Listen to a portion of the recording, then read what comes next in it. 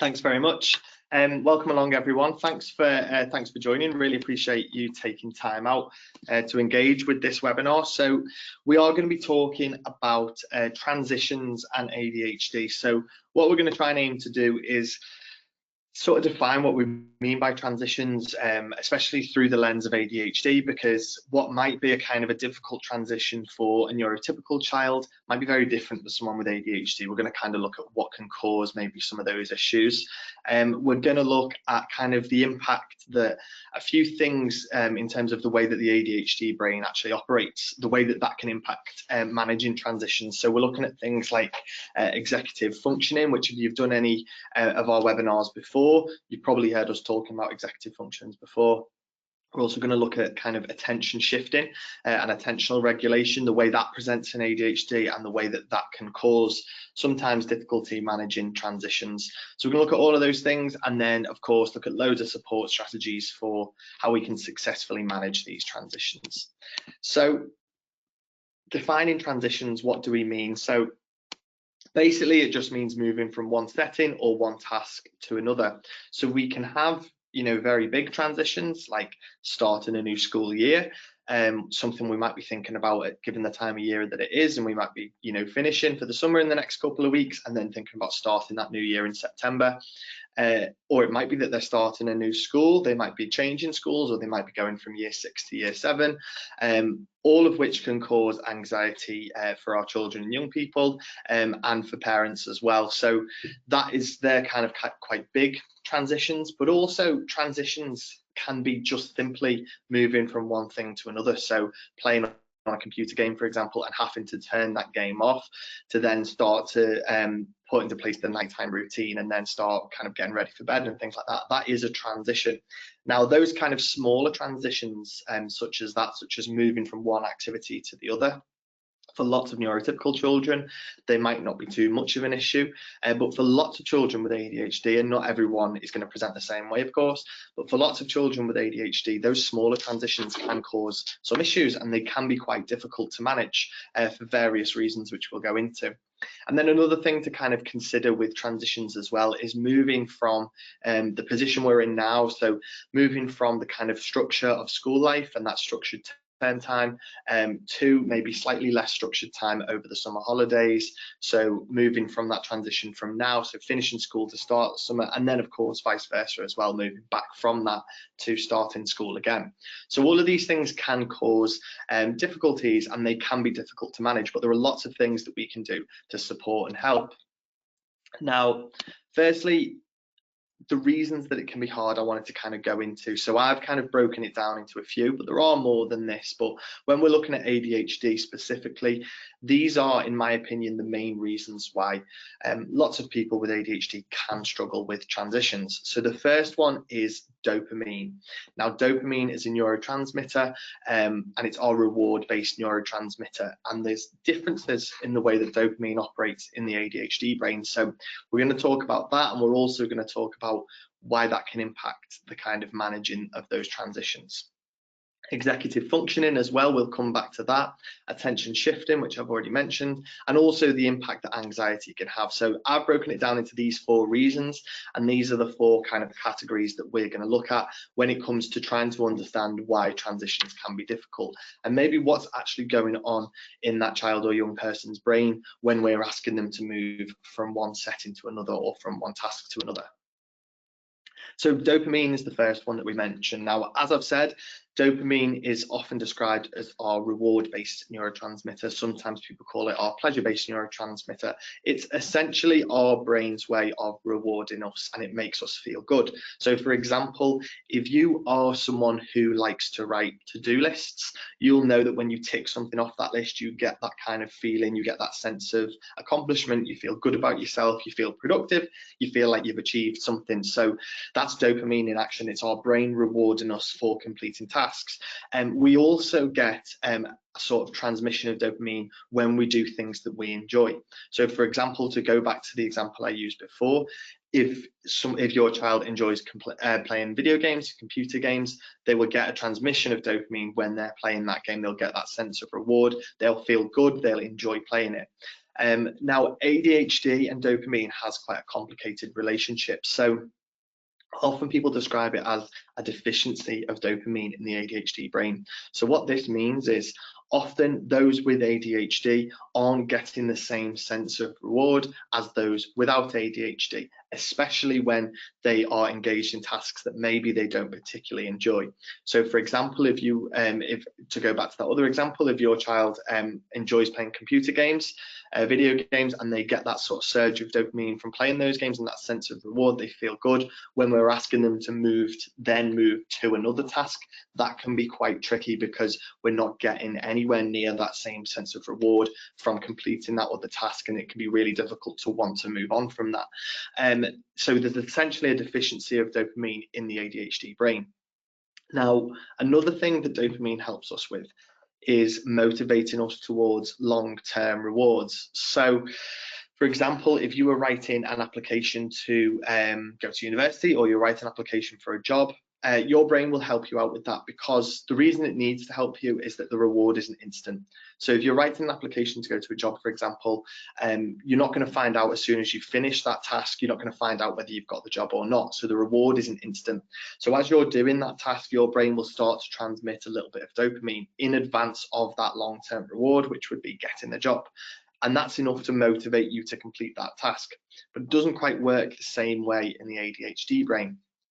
So what ends up happening often for people with ADHD is we can very much live in the now, and we're not particularly kind of fussed by long-term rewards, not particularly motivated by long-term rewards, and it's all about the short term, and it's all about the now. And this can have an impact on transitions too. Now, as I've kind of already mentioned, those with ADHD, we can often describe them as living in the moment, and this can be because of that dopamine deficiency. So not particularly motivated by the future, it's all about the present, it's all about the now. We often as well call this time blindness with ADHD. So lots of people talk about time blindness, which essentially means having difficulties managing your time, not really thinking forward to the future, and just living in that present moment. So for example, when we're kind of asking someone to transition from a preferred task to an unpreferred task, that can cause some sort of big emotions, really, because they're not thinking about that future, and they're not thinking about when they're going to have to come off that game, or when they're going to have to stop playing football, or whatever that preferred task is. Usually they're not really planning ahead and thinking ahead to when they're going to have to stop. They're just living in that sort of present moment. So if we suddenly ask them to change to an unpreferred task, that can cause some distress, and that's something that we will often see. Also, because of that dopamine deficiency and that kind of difficult relationship with dopamine, short-term rewards are much more preferable to those with ADHD. So it's why computer games, to use that example again, are so popular with kids with ADHD, because you get that instant reward. There's no delayed gratification. You're not kind of having to wait for that longer term sort of feedback or reward. It's instant. So short-term rewards can be much preferable. So again, if we're asking someone to move from a task where they are getting that instant reward and they're getting that instant dopamine hit, to a task where maybe that isn't going to be the case, maybe it's a longer term reward, or there is no instant reward there at all, then that's going to be tricky as well, asking someone to move from a preferred task to an unpreferred task. And often for people with ADHD, the environment can feel quite unpredictable.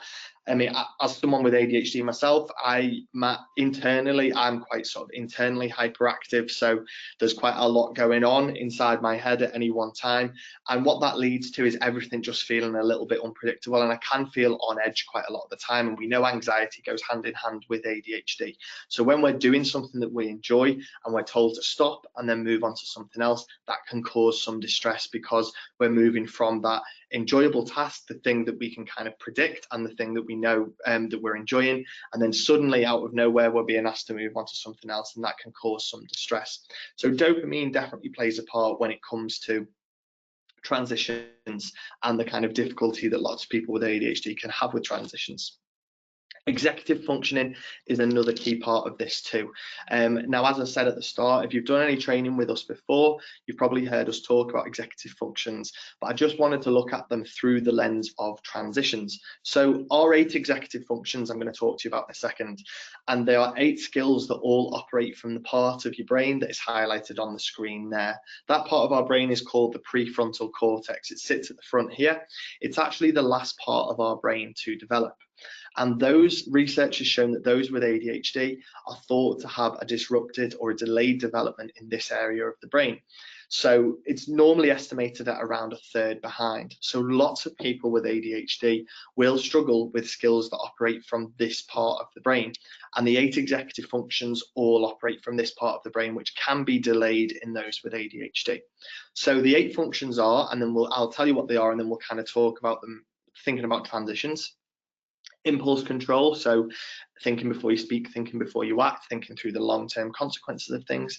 Emotional control, being able to manage those emotions, control them, respond appropriately. Then we've got flexible thinking, which is quite key when it comes to transitions as well. So flexible thinking is being able to adjust your behavior, adjust your plan to unexpected changes. So if something unexpected comes up in the routine, being able to adapt to that quite quickly. If you're able to do that, it means you've maybe got quite a strong flexible thinking skill. If not, it means it might be something that you might find tricky. Working memory is a type of short-term memory, and this is something that's very commonly associated with ADHD, that ability to store something temporarily in your mind while also doing something with that information. This can be a real common area of difficulty for lots of people with ADHD, and it's often why I think this can be impacted by transitions as well, because often we might feel like when we're asking someone to move from one task to another, and we have given them that warning and we have told them 10 minutes left, 5 minutes left, and then it still feels like it's completely unexpected when we get there. And lots of people do struggle with that short-term memory with ADHD, and I think this can impact those transitions as well. Self-monitoring is being self-aware, knowing kind of how you're presenting to other people, knowing how well you're doing, but it also is linked to that time management, I think, as well. So thinking about how being self-aware against the clock, knowing how long you've got left to complete something, knowing how you're kind of managing with that time. Then planning and prioritizing, task initiation, and then organization as well. Now, when we look at these executive functions and we think which ones are at play when it comes to transitions, well, I think, excuse me, we'll go back to that one. I think if we look at these, I think impulse control is quite a key one, really, when we think about that short-term versus long-term reward. Emotional control as well. So it might be that we do feel distressed when we're asked to move from a preferred task to an unpreferred task. But that emotional control, if we've not kind of got that under control, then we will see those outbursts and we will see those emotional breakdowns. And if we've not got kind of a good grasp on our emotional control either, those bigger transitions, which can cause anxiety for all children, you know, move into a new school year, they can cause anxiety for all children. But if you struggle with your emotional control, it can affect you even more, and we might see real kind of high levels of anxiety around those bigger transitions as well. Flexible thinking, so goes hand in hand with those transitions, really being able to adapt and change. We've talked about working memory and self-monitoring, how that can kind of play into transitions as well.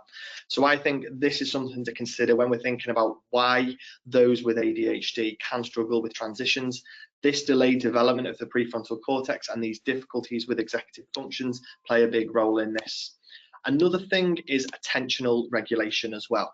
So if you've got a child with ADHD, you'll probably know that name, attention deficit hyperactivity disorder, isn't really accurate. I think attention deficit implies that you don't have the ability to pay attention. I don't think that's true at all. I think as someone with ADHD, I pay attention to absolutely everything, and I just have a hard time regulating that. So it's more of a dysregulation, that we might kind of struggle to filter out the things that we don't need to pay attention to and focus in on the things that we do need to pay attention to. And another thing that kind of dispels that myth that kids with ADHD can't pay attention is hyperfocus. And you may well have heard of this before, you may well have seen it in your children before. Hyperfocus is basically becoming fixated on something that you enjoy. So a specialist interest, something that you really enjoy doing, something you're really engaged with, and you can absolutely pay attention for extended periods of time. And I will have parents say to me quite frequently, he can't pay attention to his homework for more than 2 minutes, but he can sit in front of that game for 4 or 5 hours. And it's because he's hyper-focused, because he's fixated, he's engaged, and he's enjoying it. Now, attention shifting is a skill that we need to be operating effectively in order to transition from one thing to another. And what attention shifting is, it's basically being able to move our attention from one thing to another. So when we are focusing on something, being able to shift that attention, move it onto another thing. So it's something we do all the time without really thinking. But it is a skill that those with ADHD, or lots of people with ADHD, because of course everyone presents differently, it is a skill that lots of people with ADHD can find difficult, shifting that attention from one thing to another. It becomes even harder, becomes even more difficult when you are hyper-focused. So when you are really engaged and interested in something, you're sitting there for hours doing that one task, that preferred task. When we then have to shift our attention from one thing to another, it's even more difficult. It's linked to that dopamine as well, and the sense of reward that we're getting from being hyper-focused, and all of a sudden we've got to switch and shift that attention to something else. So attention shifting and attentional regulation is just another reason why we can see lots of areas of difficulty around transitions with ADHD. And the final reason, before we kind of go on to looking at support strategies, is around anxiety as well, and the way that the ADHD brain operates in terms of anxiety. So this is quite a nice metaphor to describe what's going on in the brain with regards to emotions. You may well have heard me speak about this before if you've done any work with any of my sessions before. There's lots of different metaphors that we use to describe what's going on in the brain with regard to emotions. This is quite a nice one when it comes to thinking about ADHD, because Dr. Steve Peters uses this metaphor and he talks about 2 parts of our brain. He talks about our prefrontal cortex, which he describes as our human brain. Now, if you remember, that was the part of the brain I mentioned before where our executive functions operate from, and that's also the part of our brain that is delayed in its development for those with ADHD. Then he talks about our limbic system, which he describes as our chimp brain. So the difference between the two, he talks about our human brain being the logical part of our brain. So it's what helps us to stay calm. When we're operating from this part of our brain, we feel calm, we're able to make decisions effectively, we're able to reason with things, we're able to think about things rationally. So it helps us to make informed decisions and effective decisions and stay calm. But then the chimp brain, the limbic system, is quite the opposite, really. So when we're operating from that limbic system, when we're operating from that chimp brain, that's where we feel those high emotions. So it has our amygdala in it, which is our alarm center that triggers our fight, flight, or freeze response. So when we sense danger, we feel those heightened feelings of anxiety. Now, both parts of the brain are good and they're both useful, they're both effective. For example, if you were stood in the middle of the road and there was a bus coming towards you, you wouldn't want to be using that frontal part of your brain, that human brain, because if you were using that, you'd be thinking, right, okay, there's a bus coming towards me here. How many steps do I need to take to get out of the way of this bus? Should I go forward? Should I go backwards? You don't really want to be trying to plan out that situation. You want to be operating from that limbic system because you'll feel that panic, you'll feel that fear, and that will get you out of the way of the danger as quickly as possible. Where it becomes an issue is when we are sensing danger when there is no danger there. So obviously, moving to a new school or starting a new school year, as I've already mentioned, can cause anxiety for all children. Of course it can, but for those with ADHD, it can, in lots of people, cause significantly more anxiety. And the reason why is that there is potential danger there. You know, it's newness, we're not familiar with the situation, we're feeling nervous naturally about it. But because that prefrontal cortex has a delayed development, or it's disrupted in its development, those with ADHD can operate from their limbic system, their chimp brain, more often than those without. So it's why we might see lots of children with ADHD highly anxious about these things. And, you know, moving to a new school, start a new school year, is a very kind of reasonable thing to be anxious about. Of course, we wouldn't expect anyone to not be nervous in the slightest, but because of the way that the brain operates in terms of the limbic system and the frontal system in ADHD, we might see extreme anxiety around these things and extreme worries, and it can be very distressing as a parent, of course. But of course, there's lots of things that we can do to try and help and try and manage that anxiety, which we'll come on to. Okay, so before we go, what I wanted to do at this point, we're going to start looking at maybe strategies for managing these transitions. We're going to have a Q&A at the end as well. I just wanted to stop at this point. If there are any questions at all, if anyone had any questions at this point, I'm more than happy to kind of do a couple of those now, and then we'll go on to the sort of strategies afterwards. So if there are any questions that have come in, more than happy to do those. If not, we can just move on. Hi, so we haven't had any questions submitted just yet. I imagine most people want all the advice with the strategies. We've just had someone come in saying hi, so I imagine there might be a question to follow. Okay. So maybe we'll give it a minute or two and give people some time to submit something. Just move on, no problem.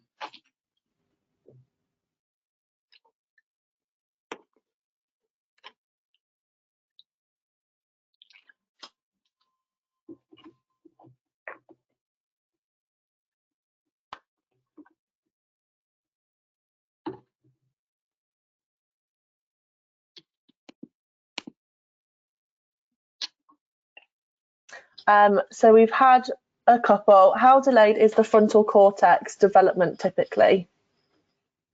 So typically it's it does differ. There's no kind of exact answer. Most estimates say around a third behind, around 30% behind. It is different for everyone, of course, and there's no kind of sort of exact number that we can put on it. Russell Barkley, Dr. Russell Barkley, he's kind of one of the leading researchers on ADHD. He's done a lot of research around the prefrontal cortex and the kind of development, and he estimates around a third behind. There's some brain scans that have been done that kind of show differences with that prefrontal cortex as well. But yeah, normally the figure that's quoted is around 30%, but give or take a little bit, it's going to be different for everyone. Brilliant. There's a couple more. How can I explain this science to my 12-year-old?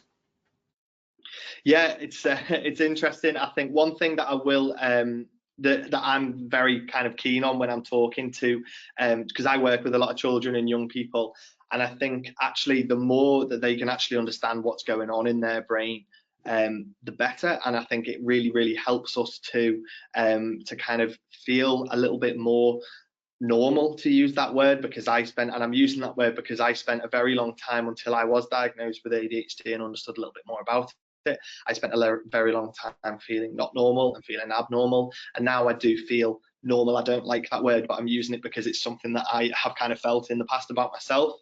And I think the more we can understand, the more we're able to accept ourselves. But obviously a lot of it, when we're talking about prefrontal cortex and all of this sort of stuff, it's quite scientific. It's quite hard to explain to young children.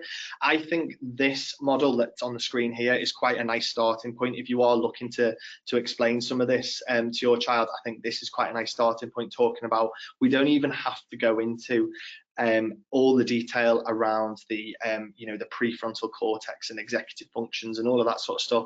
We can just talk about the human brain and the chimp brain and those two sides of the brain. If you Google if you put on YouTube chimp brain or limbic system, there's quite a lot of videos on it that kind of explain it in quite a nice way. There's one, if you put if you put anxiety for kids onto YouTube, there's a really nice video that explains the fight, flight or freeze response in a very kind of child-friendly way. But I often talk about this particular model here, and I'll talk about the little chimp that's inside our head and the little human that's inside our head, and which one's in control a lot of the time. And one model that I often use when working with younger children is, I take my hand like this and I put my thumb there, and I say that that's your chimp brain there, and these four fingers sit over the top, that's your human brain there.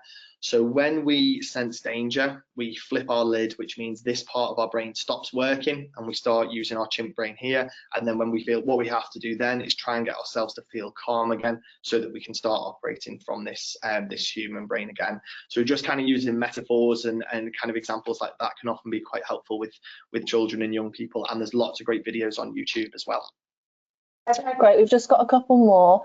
How do you work out exactly how far behind in development of the prefrontal cortex the child is and how quickly they're going to progress? Yeah, I mean, unfortunately, the position we're in, there's no way of kind of exactly knowing that, specifically where we fall in that kind of spectrum of how maybe delayed our prefrontal cortex is. Unless we could scan our brains, there's no way of us actually knowing. Unfortunately, we can't really do that on the NHS for things like this at the moment. So there's no way of actually knowing. What we can do is look, I'll just go back to the slide a second. What we can do is look at these executive functions and maybe just as a parent, look through and maybe give them a score based on maybe where you think they are with each of them, and not something we necessarily have to share with them. And we could look through each one and think, because you might find actually there's some of them, because it's different for everyone, you might find that there's some of them that they're actually quite strong with, and that aren't an issue, because everyone's going to have their own areas of strength and their own areas of development in these. But looking through them and thinking, well, actually, I think their impulse control is okay.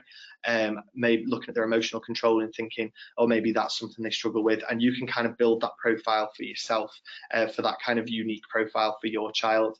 One thing that I would definitely recommend with regards to this as well, if you visit our website, ADHD Foundation website, there's a little tab at the top, and one of the tabs says resources, and if you click on that, it will take you to our resource hub. And then there's a little drop down menu, and if you click ADHD on the drop down menu, you'll find loads of kind of workbooks and guidebooks all around ADHD that we've made.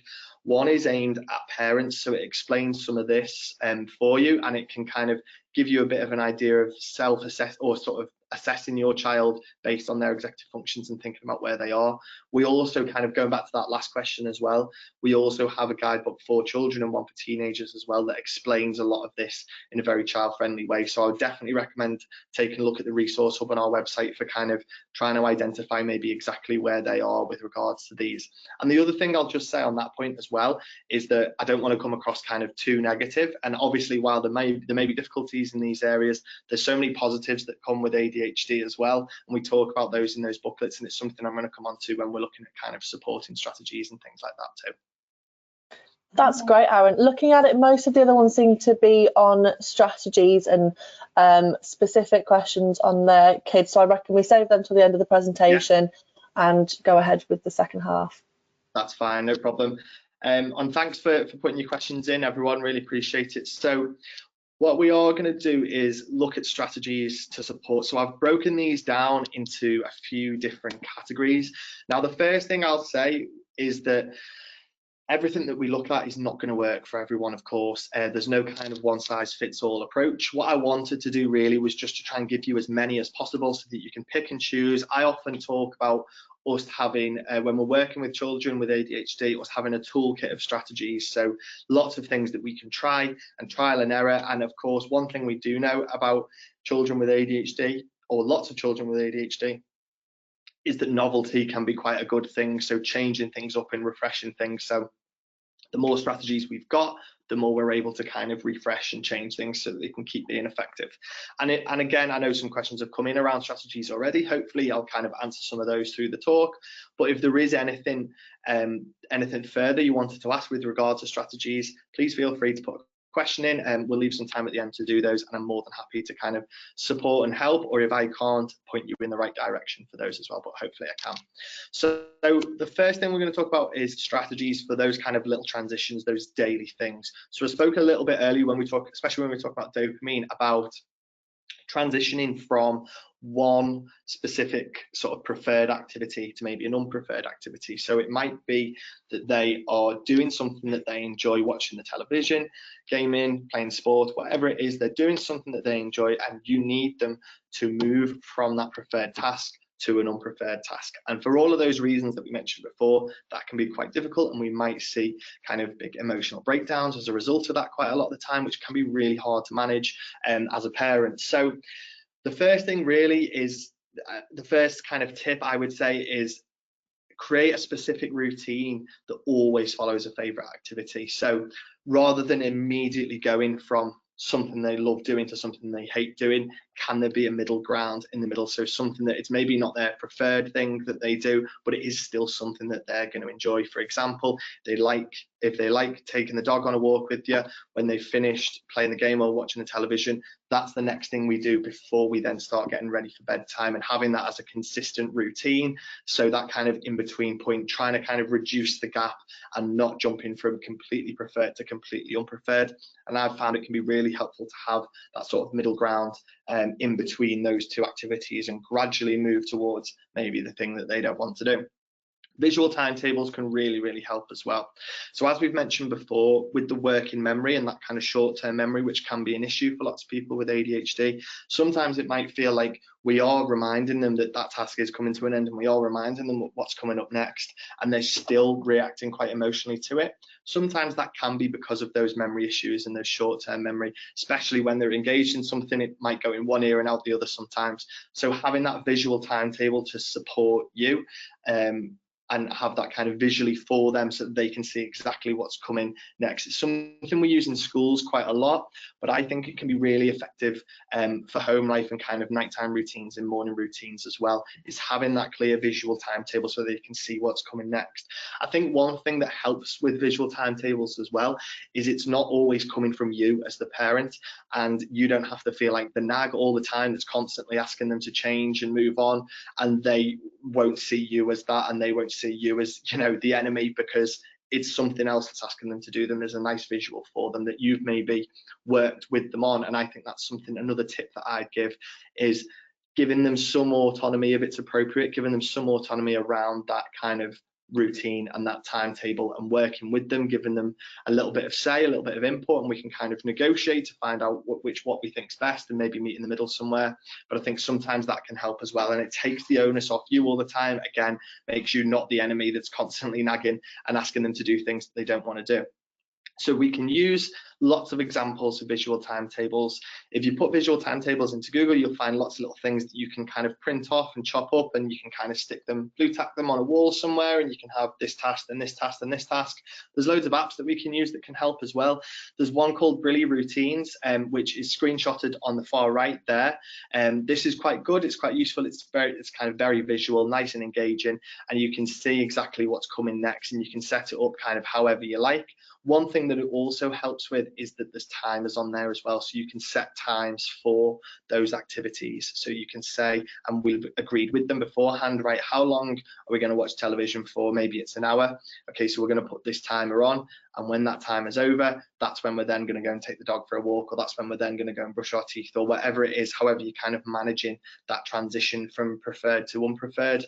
That visual timetable can help as well, because it's a constant reminder that that thing is coming to an end, and what that reduces is that kind of feeling of all of a sudden it's finished. If we've got that constant reminder of how much time we've got left, it can help us to kind of start to manage the kind of anxiety around moving from that, or the frustration around moving from something that we want to do to something that we don't want to do.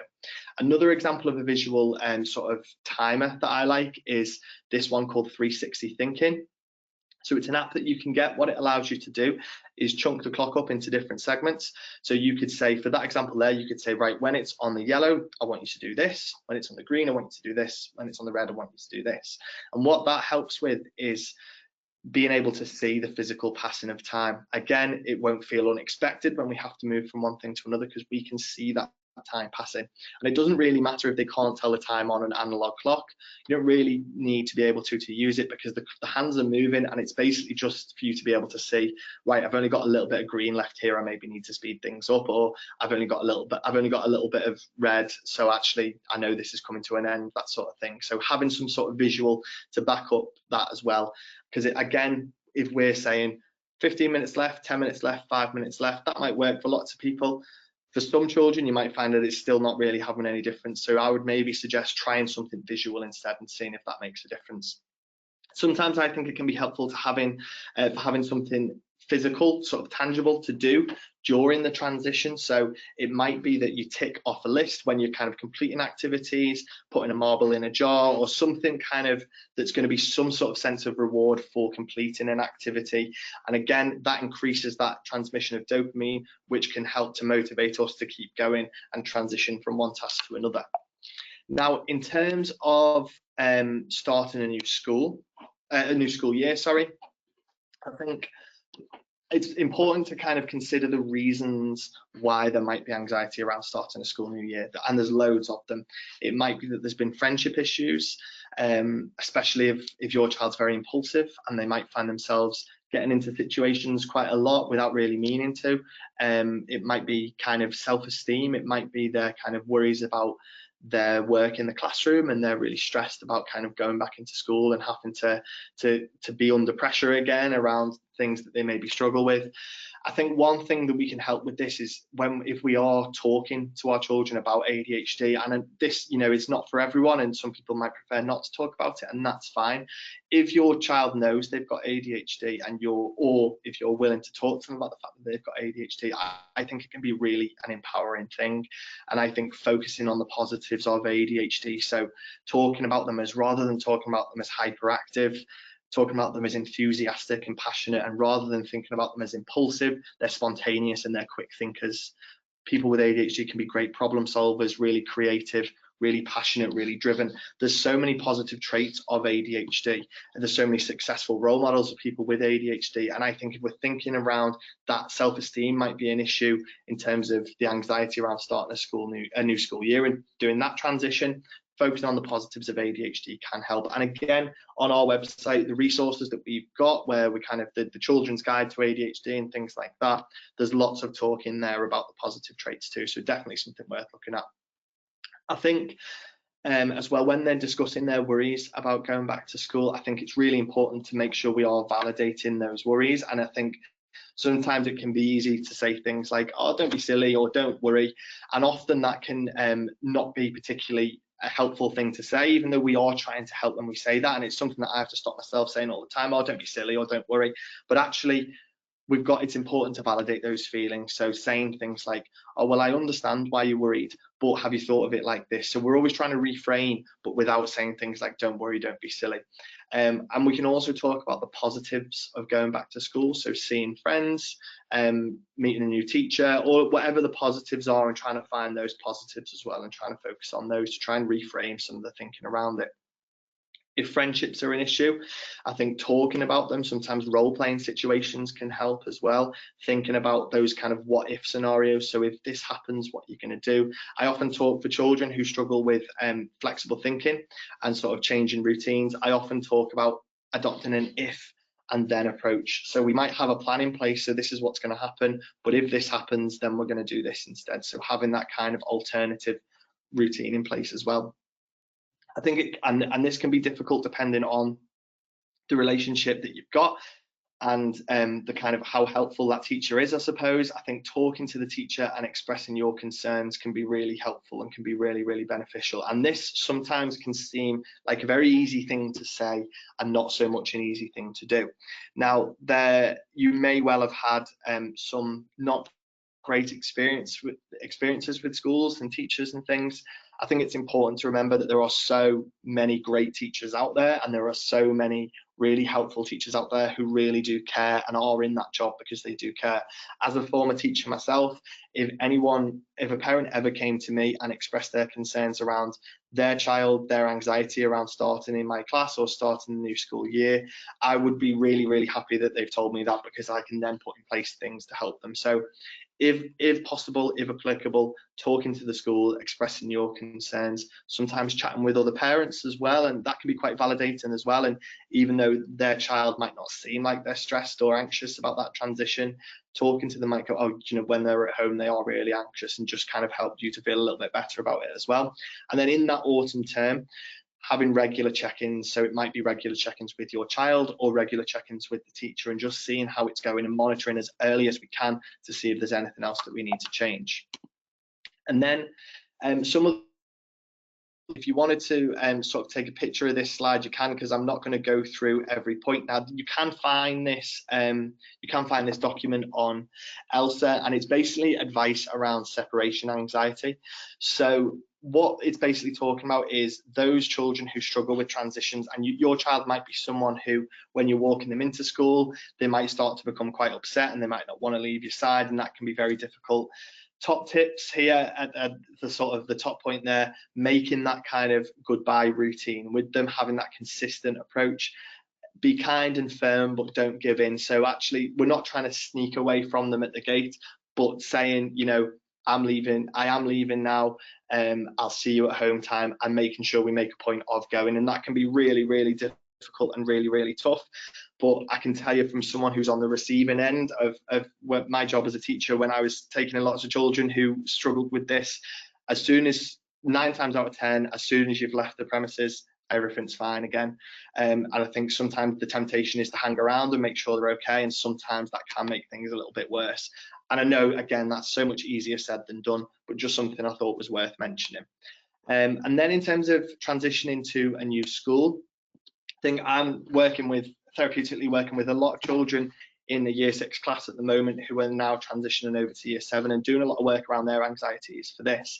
I think one thing to make sure we do is reassure them that they're not alone in their anxiety. And one thing I always say is that every single child who's going into year 7 is nervous, or every single child who's moving to a new school is nervous. They might not all seem like it, and some of them might hide it pretty well, but they will all be absolutely nervous. I think even sometimes talking about our experience as parents as well, and saying, you know, when I started year 7, I was really nervous too, but I had a great time. I met this friend, and focusing on those positives where possible. If the school's offering transition days, and these might have already happened, making use of those where possible, visiting the school website and kind of having a look through there and pictures of teachers and things I've found to be quite a useful strategy. Talking to the new school, sharing those anxieties, seeing if there's anything that they can do to help. One thing I do with this as well, when there's kind of, because often it's difficult to work with anxiety if there's no definite reason, but often if it's anxiety around starting a new school, there are reasons and there are kind of clear things that are causing those issues and are causing those stresses.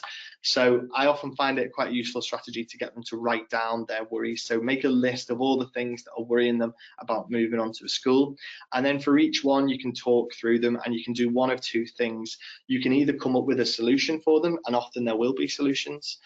So if it's something like, I'm worried about not being able to find my way around the school, then we can have a solution for that. And the solutions are, well, we know that on the first day, the teachers are going to be patient with you. They're going to know that you're not familiar with the school. People will help you out. If you're not sure, if you get lost, ask one of the adults. They'll tell you to go the right direction. So sometimes we can come up with solutions, but then sometimes there might not be solutions. It might just be something that we are worried about. And in that case, instead of a solution, we come up with a coping strategy instead. So for example, if they're worried about maybe finding a particular a new lesson difficult, or maybe struggling with a new teacher and finding that new teacher that they don't really like them that much, there's not an awful lot that we can do about that. But what we can do is come up with coping strategies. So instead of a solution, we can think, right, when you're going into those lessons and you're feeling quite anxious, what's going to make you feel better? And it might be some breathing techniques, it might be some of the relaxation techniques, and so on. And then having something to look forward to during that first week as well. So the first day, if we can plan something nice for that evening after school, so they've got something to look forward to, or on the Friday after the first week as well, and having those rewards for managing those transitions effectively where possible.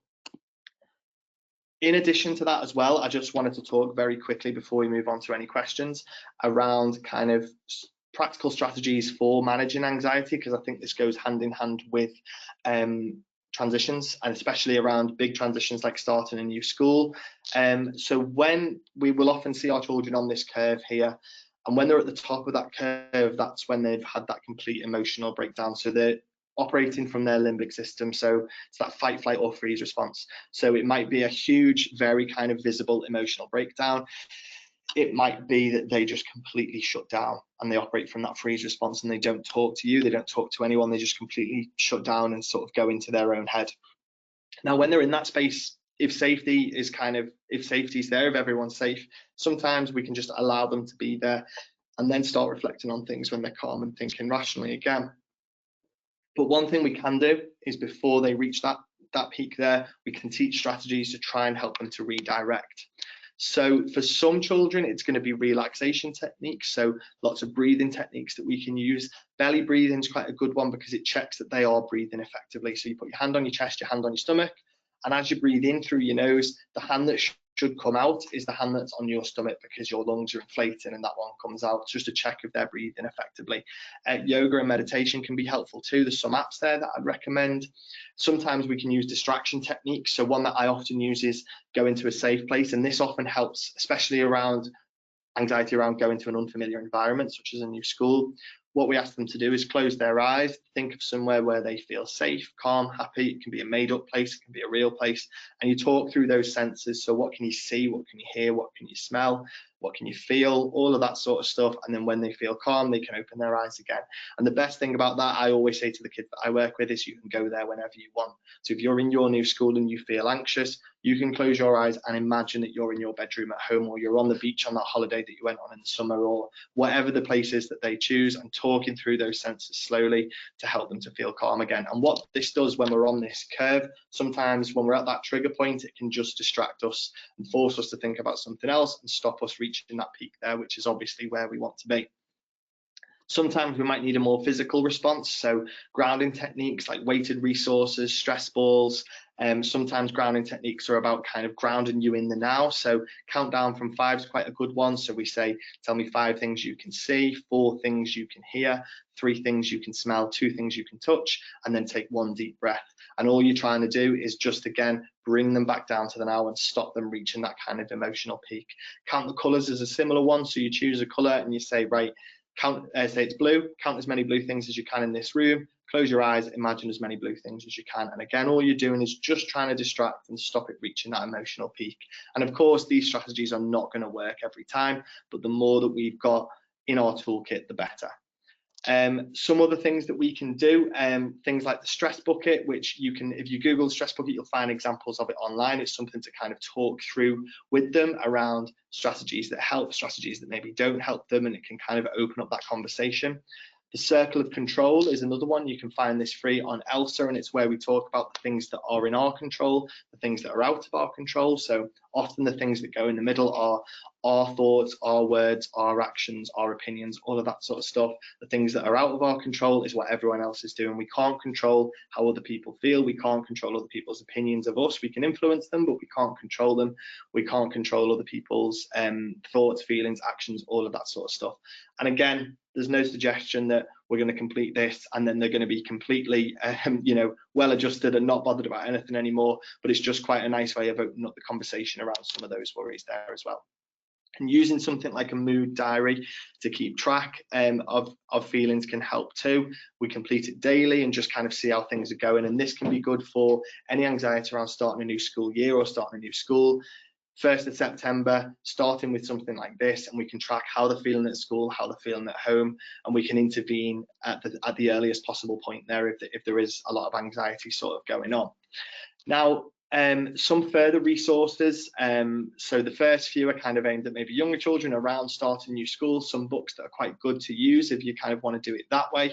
And then the one on the right there is maybe for some of the older children as well. So definitely some things worth checking out there.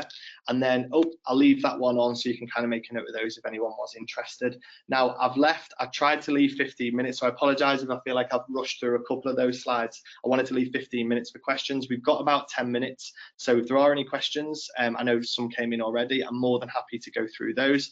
One thing I will leave on too is my email address is there. So if there's any questions that maybe, obviously we only had an hour, it's quite a big topic.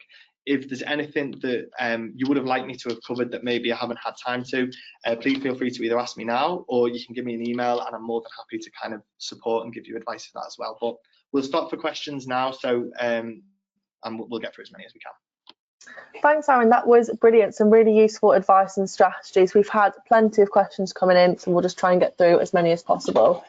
So the first one is, my son, 5, has significant difficulty with transitions, small and big. He likes to plan his own day for predictability, but has limited communication skills, so cannot share this with me, which causes meltdowns and severe distress in his day. I've tried a chart with his days planned out, but he ripped it up and couldn't cope with this either. Do you have any specific advice or resources for support with this? He's currently only has a diagnosis of autism and dyspraxia, going through a GP for ADHD. Okay, so yeah, thanks for sharing. And obviously when we talk about strategies, kind of trying to sort of be as broad as possible to try and sort of cover as much ground as possible. But then there are, of course, going to be examples with maybe more complex need, like your son that you mentioned there, that not everything is going to work with him. Now, if he is someone who likes to kind of control his own day and likes to kind of have that autonomy, I think often when I'm working with children like this, one thing that I make sure that I am doing is trying to give them, and I'm trying to think of a better way of wording this, give them that control as much as possible, but obviously I'm trying to make them understand that they can't always be in control of everything, but there's lots of ways that we can give someone autonomy without kind of without just letting them choose what they want. And often I'll find this when I'm working with children, if I'm trying to help them to come up with rules for the classroom and things like that, often if the rules are direct from the teacher, if there's any kind of opposition defiance there, that can be quite difficult to kind of work with, because you know, they might feel that they're being told what to do. And I'll often say to them, right, let's come up with the rules for the classroom together. 9 times out of 10 they just come up with the rules that the teacher wants them to come up with anyway, but it just gives them that sense of autonomy. Now, where the kind of the sort of difficulties are, I suppose, is with your son, with the kind of limited communication that you've mentioned there as well. Now, there are specific resources that we can use and that might be helpful for you, and I've got some copies of those. If you want me to email those to you, that'd be absolutely fine. So I'll tell you what you could do. Probably the best way of doing it, if you make a note of my email address there that's on the screen, if you just give me an email today and just say, I asked the question about strategies for my son, limited communication, and just kind of quickly remind me, I'll send across everything I've got to you as well, if that's something that would be useful for you. That's great, thanks, Arron. The next question is, how can we adapt visual timetables for secondary age students to a school environment? The apps sound great, but the phone bans in schools require an alternative option, and we know that remembering to look at flashcards, etc., doesn't always work. Yeah, I think that's the difficulty, is that the technology is great, and especially for older kids, there's so much useful technology out there that can help. But then the school might have banned phones and things like that, which is it then kind of becomes counterproductive. I mean, one thing that, lots of schools have got access to technology with iPads and things, and if that's the case, I'd certainly be recommending to the school to maybe download some of these apps and use them on the iPads that they've got in school. If that's not kind of accessible, if that's not something that the school can do, if they don't have access to the technology, I think it's just sometimes the wording. So when people think about visual timetables, they think of the ones that we use in primary school with all the nice pictures on and all of that sort of stuff. It doesn't always have to be that. I think just some very clear, a very clear kind of presentation I used to have with some of the older kids that I taught was just like a list on the board, and it was just like a tick off list. So we just had the time on it, would just say English, maths, that sort of thing, and we just tick off as we go. So it didn't look like it was kind of aimed and designed at kind of little kids. It was very kind of teenage, adolescent friendly. It didn't kind of look too patronizing for them, I suppose. But it was still a visual timetable. I think it's sometimes the wording that people get put off by when they hear visual timetable. They think about those kind of the things that we use in primary school, and it doesn't always have to be that. But certainly if the school does have access to technology, I'd definitely be recommending that they use things like use some of the apps that I've suggested. Also as well, I'm sure even if they don't have kind of individual iPads on the tables or laptops on the tables and things like that, even a compromise could be using a visual timer up on the board on the screen. So when they're completing a task, they can use that 360 thinking. The teacher can just access it from the internet, put it on the big screen. So they might not have that complete visual timetable, but at least there's still some sort of visual there for them that they can see how long they've got left and things like that. So yeah, I think either stripping it back and making it a little bit more simple with a visual timetable, just a list on the board, or encouraging them to use some of that technology if they've got it in the school as well. Brilliant. The next question is, my granddaughter is transitioning to secondary school in September. She's managed very well with this past year, telling her peers that she has an EHCP and is autistic. In the new school, would you have any suggestions as to whether she should discuss this with her new friends or how she should manage herself? Yeah, great question. I think it's a really difficult one, isn't it? And I think there's a lot of I mean, I take my hat off to her. I think it's amazing that what she has been sharing with her friends now. And then I think we always have that worry in the secondary environment, don't we, around kind of the tolerance levels and things like that, and what will the kids be like in the new school. My personal view on it is, I think that it's so in being able to share your own difference and your own need is so empowering. And that's just speaking from personal experience. I feel so much more validated in myself being able to talk to people about my ADHD, and I've come to a sort of place where I can think if people accept it, then great. If people don't want to accept it and they want to treat me differently because of it, then that's kind of their problem, not mine. But I'm 30 years old, and it's a lot easier for me to kind of have that thought process, and I've worked for many years to kind of develop that.